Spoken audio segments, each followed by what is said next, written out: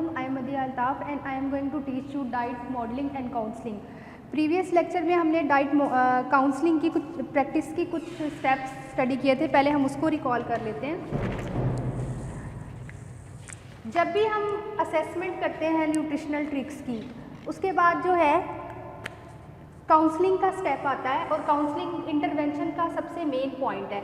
Intervention में जब intervention की बात आती है आफ्टर असेसमेंट ऑफ पेशेंट जो है, जब इंटरवेंशन का स्टेप आता है तो उसमें काउंसलिंग सबसे बेटर पॉइंट होगा। अगर हम काउंसलिंग सही तरीके से करेंगे तो डेफिनेटली हमारा पेशेंट जो है वो क्योर हो जाएगा। अगर हम काउंसलिंग में कोई मिस्टेक्स करेंगे तो डेफिनेटली पेशेंट या हमारा जो क्लाइंट है वो सेटिस्फाइड नहीं होगा और वो अपना डाइटरी बिहेवियर चेंज नहीं करेगा। प्रीवियस लेक्चर में हमने ये पढ़ा कि काउंसलिंग के कुछ स्टेप्स होते हैं, जिसमें सबसे पहले जो है वो इंटरव्यू आ जाता है। इंटरव्यू में आप उसकी पर्सनल और सोशल सारी इन्फॉर्मेशन लेते हैं और उसकी असेसमेंट करते हैं। असेसमेंट का जैसे मैंने आपको बताया था कि असेसमेंट के जो हैं वो 4 वेज होते हैं: एंट्रोपोमेट्री, बायोकेमिकल असेसमेंट, देन उसके बाद क्लिनिकल असेसमेंट,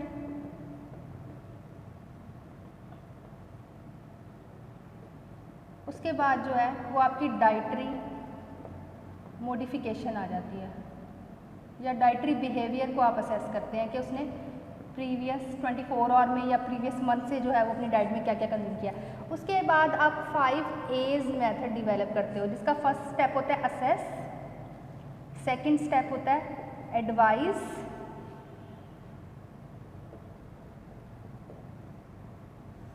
फिर उसके बाद एग्री, फिर अरेंज और लास्ट स्टेप होता है आपका असिस्ट। उसके बाद आपको ये बताया था कि फर्दर स्टेप ये होता है कि आपने कोई भी जो स्मॉल इन्फॉर्मेशन है उसकी हर स्मॉल इन्फॉर्मेशन पे फोकस करना है। कोई भी छोटा स्टेप जो कि वो आपको अपने बारे में बताता है, आपने उसको निगलेक्ट नहीं करना। उसके बाद जो है do not do it at once, आपको बताया था कि आपने कभी भी एक ही बार में जो है उसको सारी डाइटरी गाइडलाइंस नहीं दे देनी, स्टेप बाय स्टेप लेके चलना है। देन 4th स्टेप में आपको बताया था कि do not do it alone,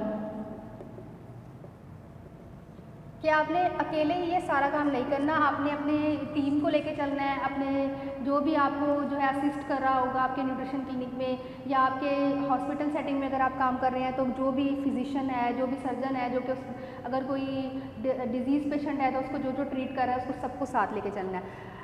जैसे कि हम जानते हैं people need motivation through their own ability to change their own behaviour.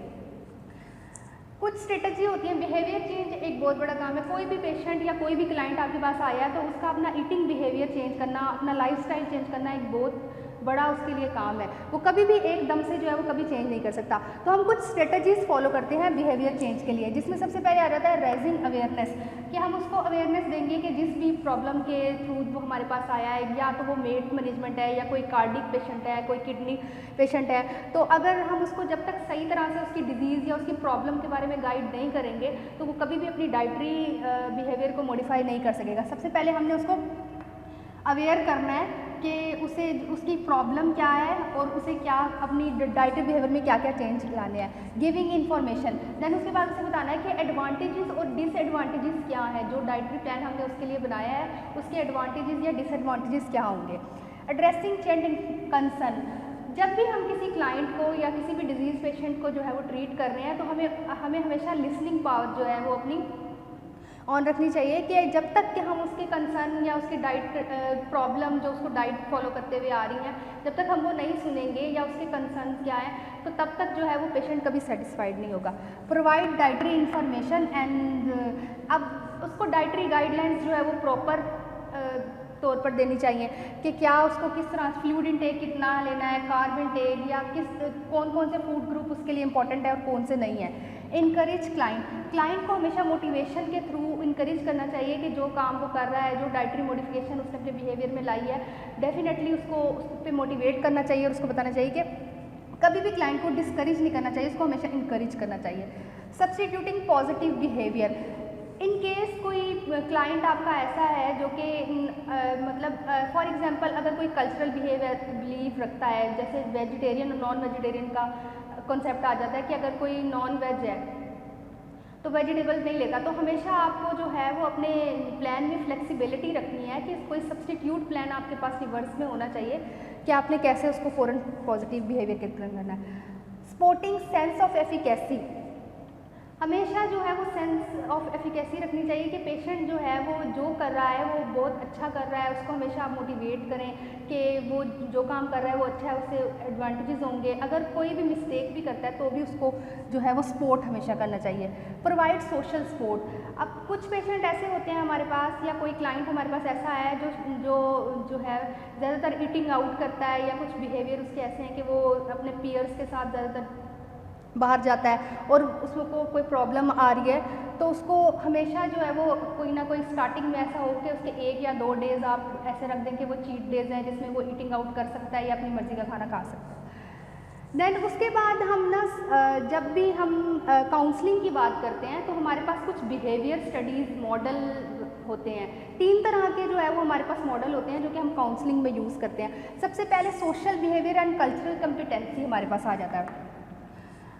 Social behaviour क्या होता है कि कोई भी हमारा जो क्लाइंट है वो हमारे पास आया है तो हम सबसे पहले ये जानेंगे कि उसका सोशल बिहेवियर कैसा है, वो कितनी दफ़ा जो है वो बाहर जाता है, वो उसका वर्क सिचुएशन क्या है, वो अपने कुलीग्स के साथ खाना बाहर खाता है या फैमिली पैटर्न से क्या है, किस तरह का मील प्रेफर किया जाता है। जब तक कि हमें ये सब चीज़ें नहीं पता चलेंगी तब तक हम उसके बिहेवियर या लाइफस्टाइल मॉडिफिकेशन की तरफ नहीं जाते। देन मल्टी कल्चरल काउंसलिंग भी इसमें एक स्टेप आ जाता है कि फॉर एग्जांपल हर कल्चर के हिसाब से जो है वो एक अच्छे क्लीन न्यूट्रिशनिस्ट को ये पता होना चाहिए कि किस कल्चर का जो है वो क्या रूल होता है। फॉर एग्जांपल कुछ कल्चर ऐसे होते हैं जो कि बिल्कुल भी ईटिंग आउट को प्रेफर नहीं करते, कुछ कल्चर ऐसे होते हैं जिनका मॉडर्न फास्ट फूड रखते हैं, वो अपने घर में नहीं लगते, या वेज या नॉन वेज का कॉन्सेप्ट जो आ जाता है, जो मीट बिल्कुल नहीं लेते या वेजिटेबल नहीं लेते। तो मल्टी कल्चरल उनके हमेशा क्लाइंट के कल्चर को समझ के ही उसको गाइड करना चाहिए। देन उसके बाद हम individual client and model for behaviour changes की बात करते हैं। किसी भी इंडिविजुअल जो क्लाइंट हमारे पास आया है उसकी जो हम काउंसलिंग स्टार्ट करते हैं वो हमेशा हम 3 मेथड से स्टार्ट करते हैं। फर्स्ट ऑफ ऑल जो हम मेथड यूज़ करते हैं बिहेवियर के चेंज के लिए उसको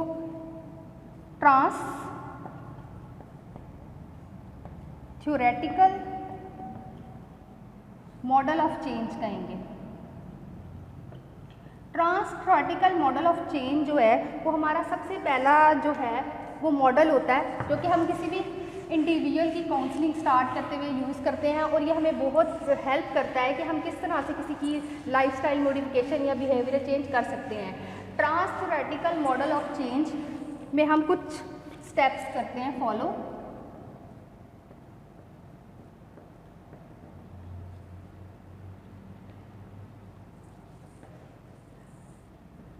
थ्योरेटिकल मॉडल ऑफ चेंज जो है वो जनरली हमारी क्लिनिकल सेटिंग में जो है वो बहुत ज़्यादा मॉडल यूज़ किया जाता है कि हम किस तरह से बिहेवियर को चेंज कर सकते हैं। इसके कुछ स्टेजेस होते हैं। स्टेज 1 पे हमेशा स्टेज 1 को हम कहेंगे प्री कॉन्टेम्पलेशन। उसके बाद जो है सेकंड स्टेज हमारी आ जाती है कॉन्टेम्पलेशन। थर्ड स्टेज हमारे पास आ जाती है प्रिपरेशन। फोर्थ स्टेज हमारे पास आ जाती है एक्शन।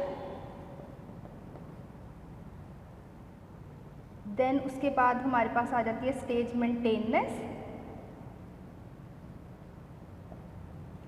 देन लास्ट में हमारे पास आ जाती है relapse. Okay, theoretical model of change की जो है वो कुछ स्टेजेस होती हैं जिसमें हम पेशेंट की जो है वो काउंसलिंग करते हैं। Pre contemplation stage, pre contemplation stage वो होती है जिसमें पेशेंट को जो है वो टोटली गाइडलाइन चाहिए होती है कि जो बिहेवियर चेंजेस वो करना चाह रहा है, मतलब उसकी प्रॉब्लम क्या है। अगर वो कोई डिजीज़ पेशेंट है, फॉर एग्जांपल कार्डिक पेशेंट है, वो आपके पास आया तो उसे प्री कॉन्टेम्पलेशन स्टेज में जो है उसके दिमाग में बहुत सारे सवाल होते हैं कि जो भी वो डाइटरी चेंजेस करने जा रहा है उससे उसको मतलब उसकी डिजीज़ का क्या लिंक है उससे। जैसे फॉर एग्जांपल अगर हमने सोडियम इंटेक जो है रिस्ट्रिक्ट करना है, ऑयल इंटेक रिस्ट्रिक्ट करना है, तो हमें सबसे पहले प्री कॉन्टेम्पलेशन स्टेज पर उसे उसकी डिजीज़ के बारे में या उसका जो न्यूट्रिशनल कंसर्न है हमसे उसके बारे में टोटल गाइड करना है कि उसकी क्या प्रॉब्लम है और उस प्रॉब्लम के बारे में जो है वो क्या इन्फॉर्मेशन है, उसे टोटल उसकी जो डिजीज़ या जो भी प्रॉब्लम है उसके बारे में हम टोटल इन्फॉर्मेशन प्रोवाइड करेंगे उसे कि वो क्यों बिहेवियरल या लाइफस्टाइल मॉडिफिकेशन की उसको ज़रूरत है, eating pattern. Then completion stage आता है। इसमें कंप्लीशन स्टेज में आपने फर्स्ट स्टेज में उसको सारा गाइड कर दिया कि उसकी प्रॉब्लम क्या है, उसे क्या क्या डाइटरी रिकमेंडेशन की ज़रूरत है। अब कॉन्टेम्पलेशन स्टेज पे आप उसको ये बताएंगे कि एडवांटेजेस और डिसएडवांटेजेस क्या हैं।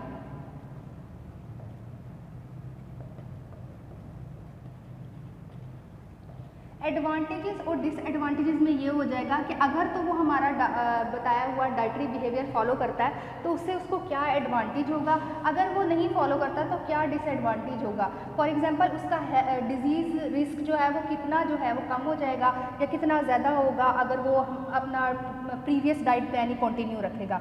प्रिपरेशन स्टेज ऐसी स्टेज होती है जिसपे मेंटली जो है वो पेशेंट जो है वो एग्री हो जाता है कि उसने अपनी डाइटरी रिकमेंडेशन जो उसको दी गई हैं उस पर कंटिन्यू करना है या नहीं करना। एट दिस स्टेज वो आगे फॉरवर्ड भी मूव कर सकता है और बैकवर्ड भी मूव कर सकता है। फॉरवर्ड मूव करेगा तो डेफिनेटली वो एक्शन प्लान करेगा कि उसने वाकई ही अपने डाइटरी मॉडिफिकेशन करने हैं।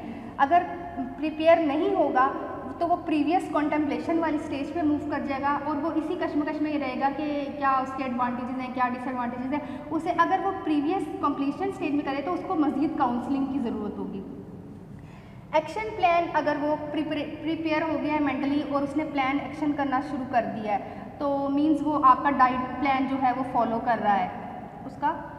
यहाँ पे जो है आप उसको फॉलो अप के लिए 15 to 30 डेज़ के लिए जो है आप उसको गाइडलाइंस प्रोवाइड कर दोगे और फिर आपसे कहोगे कि 15 डेज़ के बाद या 1 वीक के बाद या 1 मंथ के बाद आपने आना है और अपना जो है बताना है कि आपने डाइट प्लान फॉलो किया और क्या चेंजेस आए हैं। अब जब वो फॉलो अप के बाद आपके पास आएगा तो फिर मेंटेनेंस वाली स्टेज आ जाती है कि उसने जो एक्शन प्लान किया है उस पर वो मेंटेन भी रहा है या नहीं मेंटेन रहा, कि उसने कोई चीटिंग किया या आपकी डाइटरी रिकमेंडेशन फॉलो किया या नहीं की। देन उसके बाद रिप्लेस की स्टेज आ जाती है। रिप्लेस की स्टेज ऐसी है जिसमें at the time of change आप देखते हो कि फॉर एग्जांपल अगर कोई वेट मैनेजमेंट का पेशेंट आया है और उसने कॉन्टीन्यूसली जो है वो अपनी डाइट प्लान करता रहा है और एक स्टेज ऐसी आती है जिसमें आपका वेट आके स्ट्रक हो जाता है। तो अब आपने ये देखना है कि जब उसका वेट स्टक हुआ या उसकी प्रॉब्लम स्टक हुई है तो उसके बाद उसने कंटिन्यू किया है वो चीज़ या उस पर आके जो है वो उसको जो है वो डिस्करेज हो गया, उसने छोड़ दी हैं वो चीज़ें, या उसने कंटिन्यू रखा है कि कुछ टाइम तक मैं कंटिन्यू रख के देख लेता हूँ कि मेरा जो वेट स्टक हो गया है वो दोबारा से रिड्यूस होना शुरू होता है या नहीं होता। ये जो स्टेज है ये फर्स्ट स्टेज से मिलती जुलती है। रिलेस की स्टेज जो है पूरी कंप्लीशन की स्टेज से एक जैसी होती है कि इसमें आपने उसको इन्फॉर्म किया था और इसमें भी जो है वो फिर आप करते हो कि कुछ टाइम आप कंटिन्यू रखें, देन उसके बाद दोबारा आपका वेट ग्रेजुअली डिक्रीज होना शुरू हो जाएगा। ये हमारा एक फर्स्ट मेथड होता है trans theoretical model of change stage. एक और मेथड जो हम यूज़ करते हैं वो कॉग्निटिव बिहेवियर चेंज मॉडल होता है। इसमें आप क्या करते हो कि इसमें आप ग्रुप काउंसलिंग वगैरह कर लेते हो। फॉर एग्जांपल आपने अपने कोई भी आपके जो है वो किडनी का जैसे फॉर एग्जांपल पेशेंट है और आप उसका वाटर इनटेक कम कर रहे हो और 2 से 3 आपके पेशेंट ऐसे हैं जो किडनी के हैं, तो आप उन जो इसमें जो है वो आपका क्लाइंट या आपका जो भी है पेशेंट जो है वो अपने मॉडल से देख के सीखेगा कि वाकई ये बंदा ऐसे कर रहा है तो मैं भी ऐसे करूँ, मुझ में भी ये कमी हो जाएगी। या ऐसा आपका कोई पेशेंट जो क्योर हो चुका हो आप उसको एज अ रोल मॉडल रख लें और उसको जो है वो अपना जो अब प्रेजेंट पेशेंट आपके पास आ रहा है या क्लाइंट आ रहा है उसके लिए रोल मॉडल रखें। वो रोल मॉडल को देख के सब चीज़ें सीखेगा और अपनी डाइटरी रिकमेंडेशन की तरफ जाएगा। उसके बाद जो एक और हमारे पास आ जाता है वो है, इसके साथ साथ जब आप बिहेवियरल चेंजेस कर रहे हैं, आपको पता है कि कोई भी आप मॉडल यूज़ कर रहे हो बिहेवियर चेंज के लिए, उसके साथ साथ आपको मोटिवेशन की बहुत ज़्यादा ज़रूरत होती है। साथ साथ आपने मोटिवेशन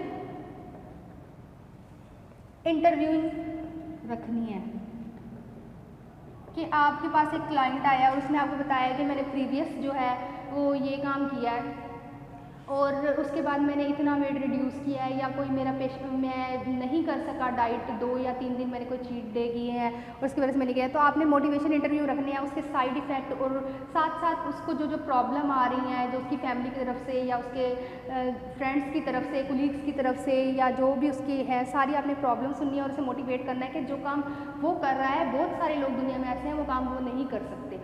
हमेशा मोटिवेशन इंटरव्यूइंग को साथ साथ स्टार्ट रखना है। अब जो एक्टिविटीज़ होती हैं कुछ हमारी जो कि हमारे बिहेवियर चेंज को मोटिवेट करती हैं,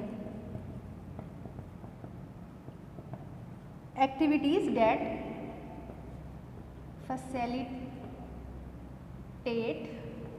बिहेवियर चेंज।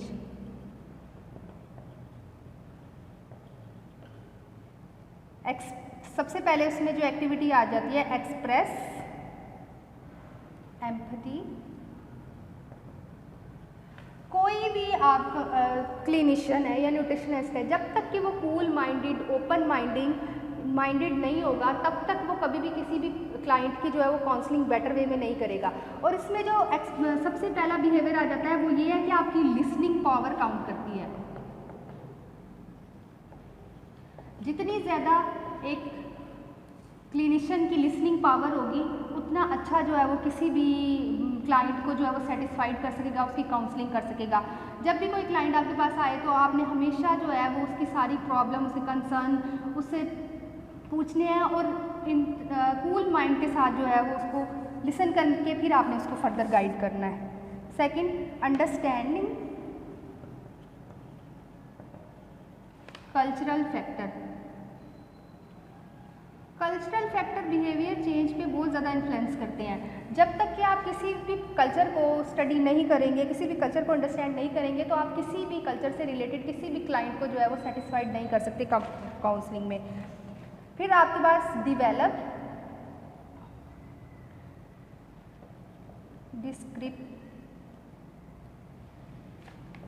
डिस्क्रिपेंसी आ जाती है कि जब तक कि आप उसको एडवांटेजेस और डिसएडवांटेजेस नहीं बताएंगे कि डाइटरी मॉडिफिकेशन के क्या एडवांटेजेस हैं, क्या डिसएडवांटेजेस हैं, क्या उसकी प्रॉब्लम से रिलेट करता है, तब तक कोई भी पेशेंट जो है वो फर्दर डाइटरी गाइडलाइंस की तरफ मूव नहीं करता। Avoid arguments. फॉर एग्जाम्पल, कोई पेशेंट आपके पास आया और उसने आपको बताया कि जो डाइटरी चेंजेस वो कर रहा है उससे उसको कोई फ़ायदा नहीं हो रहा।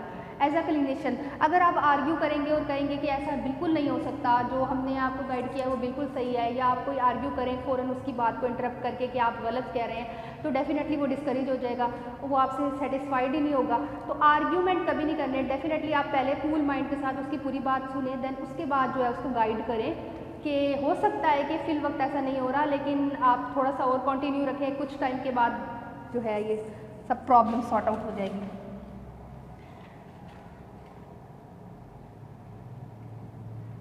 स्पोर्ट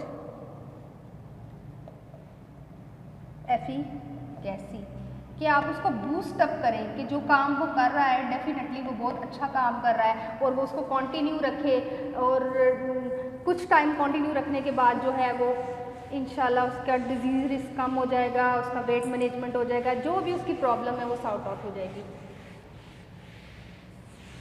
नंबर 3 पे जो हम मॉडल यूज़ करते हैं वो हमारा इंटरव्यूइंग मोटिवेशनल इंटरवेंशन मॉडल होता है। मोटिवेशनल इंटरवेंशन मॉडल में सबसे पहले आप क्या करते हैं, फर्स्ट सेशन होता है आपका इंटरव्यू का, जिसमें कोई भी क्लाइंट आपके पास आया और उसने आपको अपने बारे में बताया है और आपने उसको पूरा असेस किया है। असेस करने के बाद आपने उसकी प्रॉब्लम या उसकी जो डिज़ीज़ थी या जो उसका न्यूट्रिशन कंसर्न था उसके बारे में आपने पूरा उसको असेस कर लिया, और असेस करने के बाद फिर आप इंटरवेंशन की तरफ मूव करते हो। इंटरवेंशन का स्टेप नेक्स्ट आ जाता है।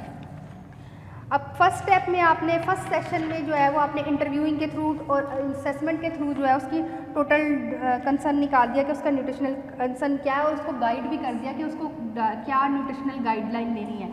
न्यूट्रिशनल गाइडलाइन प्रोवाइड करने के बाद जो है इसमें फर्स्ट स्टेप आ जाता है इंटरव्यूइंग। इंटरव्यूइंग में आप जो है ना वो पहले सब उसकी इन्फॉर्मेशन ले लेते हो, उसकी प्राइमरी या सेकेंडरी जो भी इन्फॉर्मेशन है।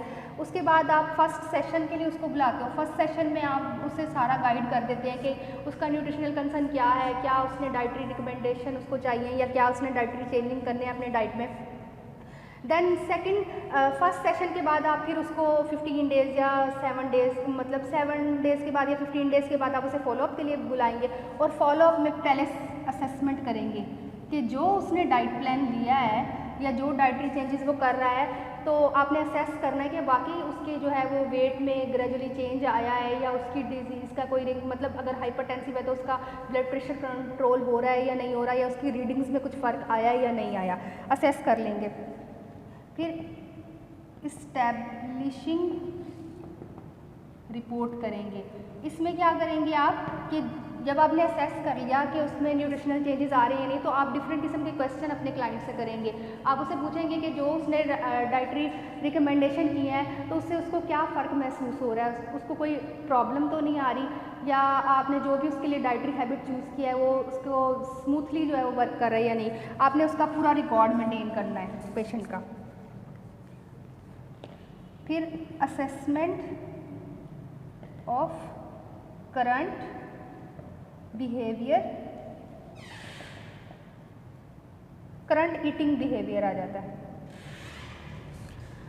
कि कैसे उसने जो है वो अब आपने उसी से ही क्वेश्चनिंग के थ्रू करना है कि किस तरह से उसने अपने बिहेवियर को जो है वो मेंटेन किया है और कंटिन्यू रखा है, और उसका करंट बिहेवियर जो है वो उसको कोई प्रॉब्लम तो क्रिएट नहीं कर रहा, वो स्मूथली वर्क कर रहा है या नहीं कर रहा, और उसकी डिजीज़ जो है वो कंट्रोल हुई है या नहीं हुई। असेस कर लेंगे आप उसके बिहेवियर से जो है उसका रोल क्या हुआ है। ये 3 मेथड थे काउंसलिंग के जो कि हमने आज स्टडी किए, और काउंसलिंग और फॉलोअप के 3 बेसिकली रोल बिहेवियर मॉडल थे जो हमने स्टडी किए, जिसमें था पहले trans theoretical model of behaviour change, फिर उसके बाद हमने स्टडी किया कॉग्निटिव बिहेवियर चेंज मॉडल, फिर मोटिवेशनल एंड इंटरवेंशन मॉडल। ये 3 किस्म के मॉडल हैं जो कि हम क्लिनिकल सेटिंग में जो है वो चूज़ करते हैं और अपने क्लाइंट को जो है वो काउंसल करते हैं और उसको फर्दर जो है वो इंफॉर्मेशन प्रोवाइड करते हैं। नेक्स्ट इंशाल्लाह हम जो है वो काउंसलिंग थ्रू जो है वो डिफरेंट डिजीज़ पढ़ेंगे कि किसी भी स्पेसिफिक डिजीज़ में हम किस तरह से काउंसलिंग या कौन सी डाइटरी गाइडलाइंस प्रोवाइड कर सकते हैं। Thank you so much.